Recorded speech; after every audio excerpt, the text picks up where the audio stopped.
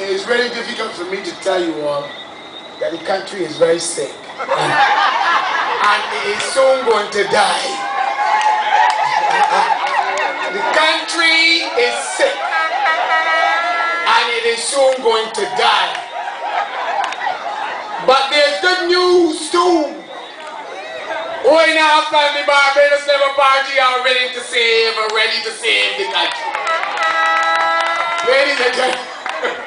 Ladies and gentlemen, oh Lord, the people out for free health, all the people that can hear me, the people that are here within earshot, those that are standing here, let me begin by saying, first and foremost, that during my presentations in this season that is leading up to a general election, whenever Fandel Stroke decide to call it, I have been saying that we can't take another 5 years of the Democratic Labour Party.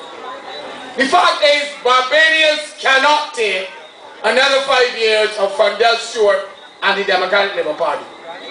But I also want to tell you tonight, the theme of my speech tonight is that the Democratic Labour Party is not a party of the poor people of Barbados.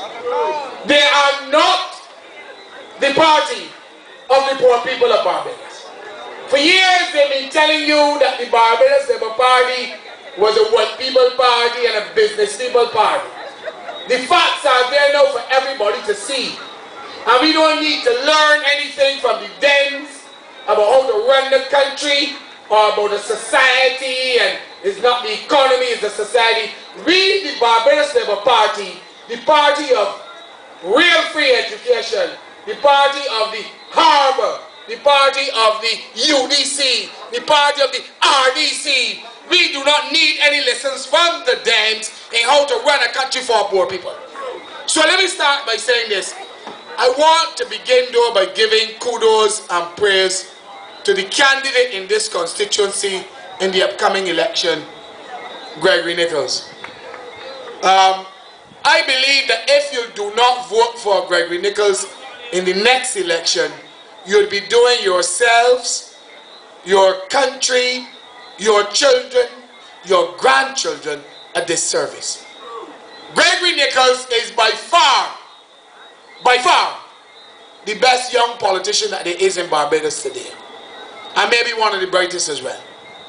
Gregory Nichols has done a sterling job in representation of the Barbados Labour Party when he was in the Senate. The Hansard records the brilliant speeches that he made. And what is interesting is that he was in the Senate at the same time as the buffoon that is our Prime Minister, Fandel Stewart. And let me say, Gregory would have made some of the better speeches that were ever made from that chamber. And I therefore want to laud Gregory Nichols, a young man with hordes of ability, prime ministerial material if you please, who is in the ranks of the Barbados Labour Party and joining a great team to be able to restore Barbados to what it was. Contrasted against a buffoon called Chris Sickler, a big neck fella, big neck, big suit fella, who has been confusing the corridors of the Ministry of Finance now for the past couple of years. And a man who we should really see his back and see it quickly. Because this fella is a total waste of time. But let me say, Chris is the main architect of the demise that we are facing as a country today. I want you to hear me, people spend a lot of time abusing Fandel Stewart. And I can help them abuse Fandel Stewart too. But I'm saying this, Chris Sickler is the architect of the demise that we are facing as a country. And the people of St. Michael Northwest owe it to Barbados to do the right thing in the next election and rid ourselves of Chris Sickler. Barbados is in a mess, in a total mess. And the Democratic Labour Party does not know how to get us out of it. The fact of the matter is, these people have got Barbados in the worst state that Barbados has ever been in. And these people are the worst government that Barbados has ever had. We thought that the Sandy-Ford administration was bad, man.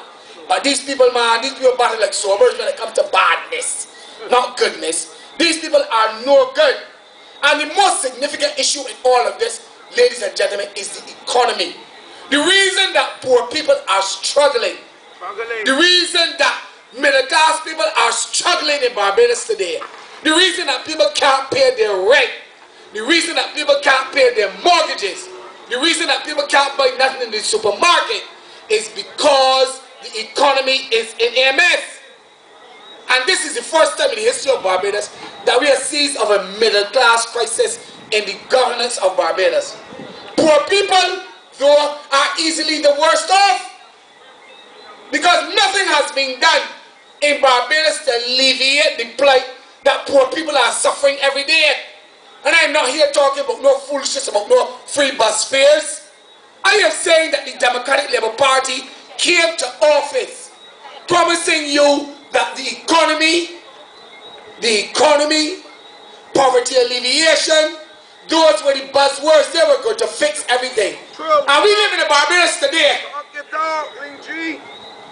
Your land tax gone up, your road tax gone up, your VAT gone up, your water gone up, the electricity gone up, the liquor license gone up, the bottled gas gone up. Nothing come down, and they was going to bring everybody pressure going up, and we was going to bring cost you less. Everything costs you more. Nothing costs nothing less. Nothing in Barbados costs less. And I'm saying this here, don't let nobody tell you no damn foolishness about no global economic crisis. The global economic crisis don't cause no government to push up nobody water. The global economic crisis can cause us to have issues with our trading or tourism, for example. But the global financial crisis cannot cause anybody to increase nobody's water. That is nonsense. If the government of Barbados wanted to shield the poor people of Barbados from increases in certain basic things, they can do it. And I say the next is not a question of the global financial crisis causing the issues that you have to deal with on a day-to-day basis. When Arthur's first act in 1994 upon coming to office was to shield the manufacturers of Barbados. Our act, when we were in office, Lynette Eastman that spoke here tonight, when prices were going up and people were arguing for price controls and the like, what we did was, Lynette Eastman as a Minister of Commerce, we were able to control the margins of profit that people can make. That's what you call governance. In the midst of the crisis, that is where you need your government. That's when you need a government. And I'm saying this here, don't tell me about no global financial crisis. You mean, if we can't do nothing about it, then why do we have a government? I say this. Let me accept the global financial crisis, yes, will have an impact upon the way in which we do business. But don't let us be caught with all this rhetoric that the only thing you can do is wait for things to improve. That's not true. Barbados isn't. When we were in office, the Barbados Labour Party, we understood that diesel was the fuel that fueled the economy of Barbados. A very simple matter. A man, I can carpool with my wife and use one car and drive down to Bridgetown. I can carpool with my neighbor and go up. But a man cannot park his truck. He can't park his bus. He can't park his plow. He can't park his tractor, because that's the way he earns. And you know what we're not today? We shielded, we subsidized the cost of diesel so that people were able to work and get things going. That is what you call governance, proper economic prudence. But these damn puppets that they got, that run in the government today, all they can tell you is that the global economic crisis. And I'm saying this here, folks, I say this sincerely tonight. I'm not saying that we don't have challenges and the world doesn't have challenges, but we can do better. Barbados can do better with what we got. And the only way you're going to get better is if you get the Barbados Labour Party backing off. We warned since 2008. We warned. When Thompson, he and the devil will fight out this. A wicked fella. You don't speak ill of the dead, but you wicked. You have no legacy neither. You never do nothing for nobody here. Have no legacy. Legacy what? Nonsense. We warned since 2008 when Thompson brought his first budget that the result of it was going to be increased taxation. Listen, if you impose $100 million plus in additional taxes on an already slowing economy, you ain't got to be an economist to understand this. If people are out there every day battling, and then what you do is this: you raise you try to raise bicycle bells, bicycle. You imagine an idiot man to come to Parliament raising bicycle numbers in 2010. A madman. You got a man walking about telling you, but he raising liquor licenses. People poor, people trying to make a living by selling some rum and some other things, and he raised liquor licenses. And we told them this: if you increase the level of taxation on an already slowing economy, the result of it was going to be exactly what we're facing today: increased unemployment. We told them commerce was going to slow. We told them disposable income was going to be in jeopardy, and people were not going to be able to pay their bills. And that is exactly what is happening in Barbados today. And I say this: we have always in Barbados embraced some fundamental planks of development that have made us what we are today, whether it's D or B. What we have been able to do over the years is some fundamental issues that set us apart from the rest of the developing world. And what we have done, the rule of law, we subscribe to the rule of law. When a Barbadian goes to court, he can get a fair share. We have the concept of owning a piece of the rock, owning property, a property owning democracy. We have been involved in that. And every Barbadian feels he should own a piece of the rock. And then the other prudent measure we've always taken is being able to manage our fiscal affairs in the right and prudent way. But what has happened under the Dems is this: every time that we ran a government, we allowed ourselves, we never went overboard in terms of the current account deficit. Let me explain to you clearly, quickly. There's a lot of high economics. If you're earning $1,500 a month, you can't spend $2,000. It's a very simple matter. But it's in the rocket science. Nobody don't fly in the planes down here. If you're earning 15, you can't spend 2. So what has happened is this: we always fit the amount that we spend under the amount that we can plausibly earn, ladies and gentlemen, not the tax and spend policies of the Dems. There were 2 times in our history, I believe, when people went outside of that for specific reasons. But for the last 3 years, the Democratic Labour Party has been running a deficit on the current account. Even before you start to add capital expenditure, you go into a deficit to do things to improve the lot of the country, to build productive capacity. But look what the Dems have been doing. The Dems have been borrowing money to pay recurrent expenditure. The Dems borrowing money to pay salaries. The Dems borrowing money to pay things. Listen, if you live in a house and you got to borrow money every month to pay your light bill, your water bill, you are bankrupt to buy gas. Because what happens is this home you're born in from, eventually you can tell you don't come back because you can't pay it back. And I say this here: all the nonsense talk about the Barbados Labour Party and what we would have done in terms of debt. Let me say this: whenever we ran a counter-cyclical action where we pushed the deficit up, we had something to show. We built the Hilton Hotel. We improved all the St. Lawrence Gap. We did all the capital works on the BTI. We improved the roads of Barbados. We built buildings. Whenever you go into that counter-cyclical action where you push the deficit outside of what the international agency says prudent, what we do is this: we had something to show. The Dems have been in office for 4 years and they have nothing to show for all the borrowings that they have had. And these folks, listen, these are serious matters, you know. Listen, we are only railing on the Dems. The Dems are inept. The Dems are incompetent. The Dems cannot run a country. And the Barbadian public need to recognize that the likes of Frandel Stewart and his band of buffoons cannot run the country as prudently as Owen Arthur and the Barbados Labour Party. Listen, we are looking at the election of 2008. we lost the election. But you all now have the stuff to compare. And when you make the comparison, it is like chalk and cheese, class and ass. Chalk and cheese, class and ass. Different types of people. We are thoroughbreds, they are donkeys, man. Donkeys. I say this here. Our legacy. Heavy borrowings that show nothing. The Dems have left us to go a route, ladies and gentlemen, that can only lead to disaster. You know, Obama proved in the United States that when you give a stimulus, you know, there's a famous economist, a man called John Maynard Keynes, who says that whenever you're in trouble and the private sector can't step up, the state needs to step up, the government needs to step up. So during the Great Depression in the United States, they built the dams, they built the roads, they built the bridges.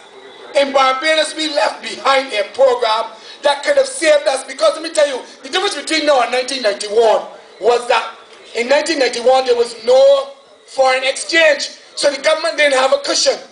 We left behind the highest level of foreign exchange reserves ever in the history of Barbados. And therefore the Dems more than had a cushion. And this is what the Dems did. The Dems having their cushion never responded, because they never used it to be able to help you, the poor people. They brought more burdens on you as a country.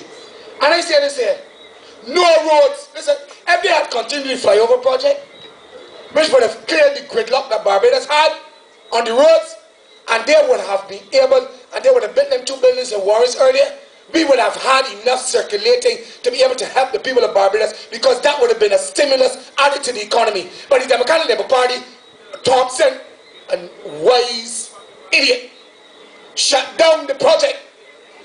And what has happened is Barbados says, we now clawing back, they're looking for projects to be able to do. And let me tell you, you know what they do? These people are so wicked here. They have now front-loaded. You know what? Listen, they say that they can bring down the fiscal deficit and they can hold it to a certain amount of GDP. You know, do you know that if you look at the estimates of this year and the medium-term fiscal strategy, you know that these people have told you clearly, listen, they say they spend the money for elections, but if you look at the fiscal deficit, they ain't lowering it until 13, 14. What they did was, they tried to be clever, but what they did was, they obviously intended to let go the half the elections to try to win the election. But let me tell you this here, nobody in Barbados in their right mind going anywhere to vote for the Democratic Labour Party next election. No, if you live in Barbados, and you hear the despondency of the people of Barbados. I come to the airport the other night, Thursday night. The immigration officers, the customs officers, the red cap people, the police officers, the taxi men, the people that working in the airport, all of them say, Mr. Lynch, when they're coming back, we can't take no more of these people. When you hear civil servants at the top of their voices, not hiding them out, telling you in an open forum that the Dems have got to go, you know this got to be the worst bunch has ever run Barbados. Civil service don't talk. These is mad people. All them should be in Jenkins. I see it. Listen, the productive sectors of Barbados, and you hear them, And let me tell you, you heard the one Donville, the big ass fella, and the other one, Sealy, a big ass fella.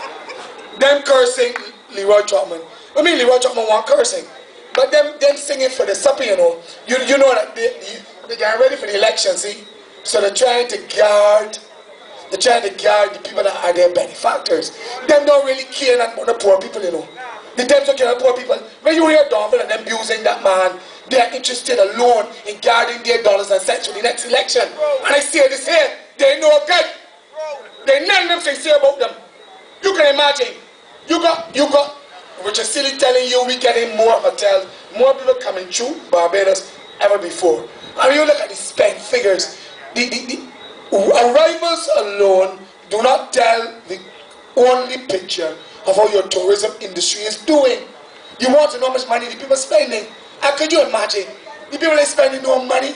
The tourists coming, he may argue that he got numbers that are comparable to my numbers and all about that.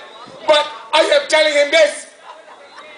We outstripped them in spending. In 2007, the last year we were office, tourism earned $2.7 billion. $2.7 billion out of an 8-point-something billion dollar economy at the time.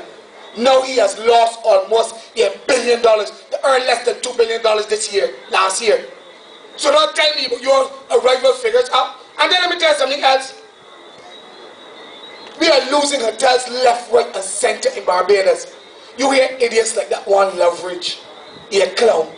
You a man that tell me keep open at 50-room hotel. And this man, we lost Ammon. We lost the Lighthouse. We lost Edgewater. We lost Silver Sands Resort. On the party, you know. We lost these hotels under the dams. I say to you, you can imagine that John Boyce would have worked down at Ammon Beach. And let me tell you what Ammon Beach means to Barbados. Ammon Beach is the largest block of hotel rooms that we have in Barbados. And Ammon Beach, at 800 rooms, you got almost half of the rooms down there in St. Peter. But let me tell you what a hotel like Ammon does. Ammon's price point anchors your tour operator programs, your airline programs.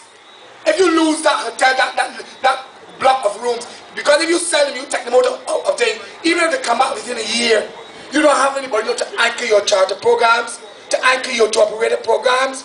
Ammon Beach brought 1/5, yeah, 1/5 of the people that come to Barbados every year. If you got a people that you get an average 500,000 people in Barbados, and 50,000 people are being brought by one hotel. It means that hotel is fundamentally important to how you develop your tourism industry. And the man that can sit down there and get money, John Boyce walk down there, and you know that this place is failing, and you wait till the clothes to come to tell Barbadian people, and people get sent home, and you doing something about it.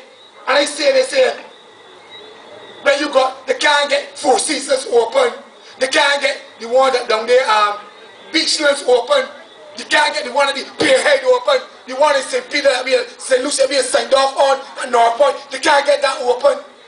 Ladies and gentlemen, these people are really wasting our time. Wasting our time. And I say this is international business. Slowed. I come into Red Jet, man. Slowed. Red Jet, Reading, same thing. They slowed to the point where people, listen, the Barbados people, the private sector agency that runs our international business tell you in the last 4 years we've lost potentially 2,000 jobs in international business. Ladies and gentlemen, this is serious business, man. This is not only cursing anybody, this is serious business. And I say this here, it is all to do with a lack of leadership. A lack of leadership. Frandell Stewart is easily the worst Prime Minister Barbados has ever had. Frandell Stewart, I could say other things about him which are not for public consumption. But I will tell you this, he is a disaster. All over the world, the place is saying that, you know, he's so articulate and he's so this and that. But let me tell you, he joined the chorus, all this already, he joined the chorus of David Thompson in telling lies on the Barbados Labour Party and his candidates. I suffered from that. I own a plantation. I don't expect to own none.